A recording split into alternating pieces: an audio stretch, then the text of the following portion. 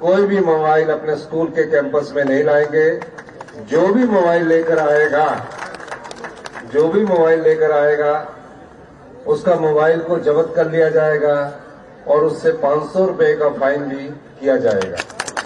उनके माता पिता को बुलाकर समझाया जाएगा और एक वार्निंग के बाद, 2 वार्निंग के बाद जो भी एसओपी हम बनाएंगे उसके अनुसार उसके खिलाफ अनुशासनात्मक कार्रवाई की जाएगी।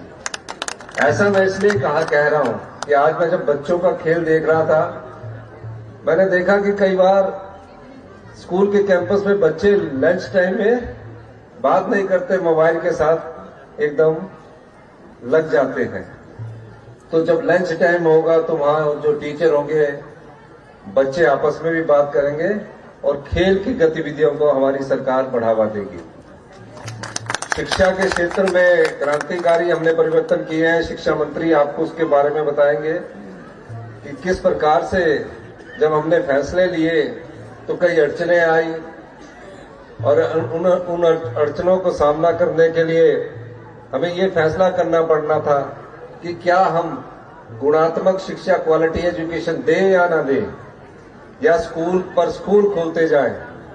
तो फैसला ये किया गया, क्योंकि मैं खुद भी सरकारी स्कूल से पढ़ा हूं, उस समय भी क्वालिटी शिक्षा होती थी, कि हमें जो भी फैसला करना पड़े, जो भी सरकारी स्कूलों में पढ़ने वाले या दूसरे स्कूलों में पढ़ने वाले बच्चे हैं, हमें गुणात्मक शिक्षा पर बहुत अधिक ध्यान देना और उसमें कोई कमी नहीं रखनी है। इस दृष्टिकोण से हमने फैसले किए हैं।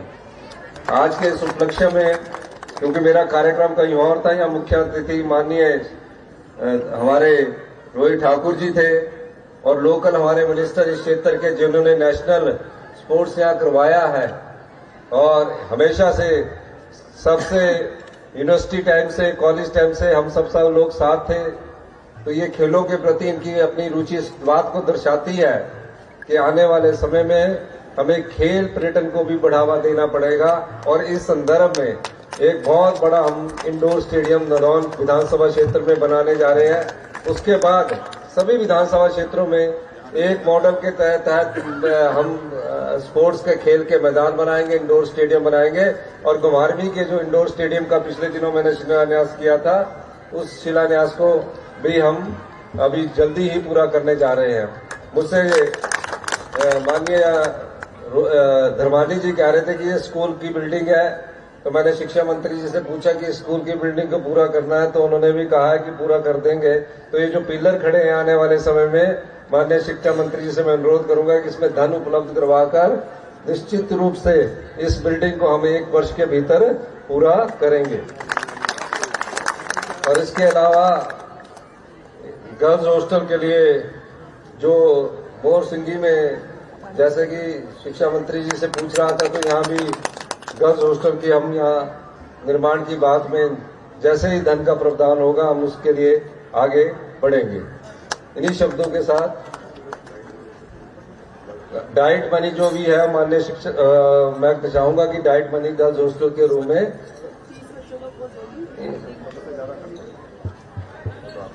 चलो 30 बच्चों का जो हॉस्टल है उसको आगे बढ़ाना।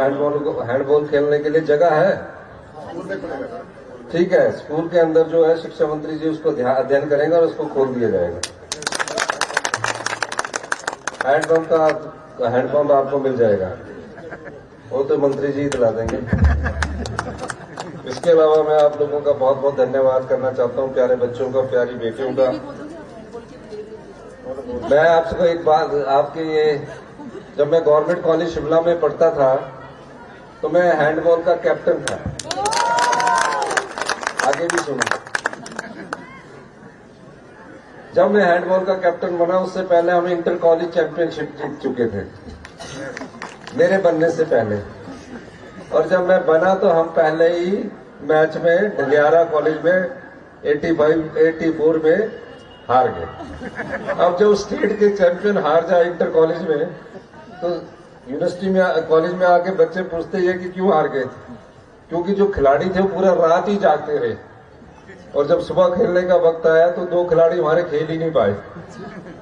तो पर हम इंटर कॉलेज के स्टेट के चैंपियन थे और भाग्य से मुझे कैप्टन बनने का भी मौका मिला। मैं सभी खेलों को हम प्राथमिकता दे रहे हैं। आपने देखा पिछली कैबिनेट में हमने 17 ऐसे खेल लिए जिसके लिए 10 वर्षों से कोई पूछता नहीं था, उनको हमने अपनी स्पोर्ट्स पॉलिसी में डाला है।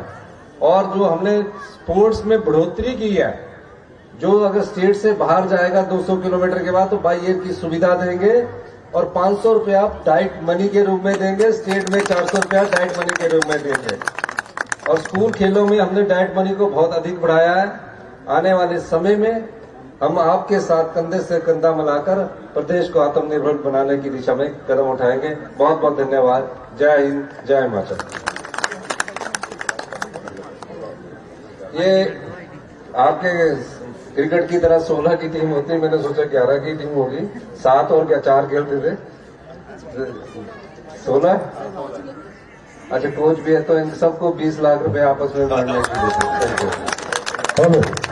बहुत बहुत धन्यवाद। बहुत धन्यवाद करूंगा माननीय मुख्यमंत्री जी का कि जो हमारी बेटियों ने हिमाचल प्रदेश का मान बढ़ाया है, सम्मान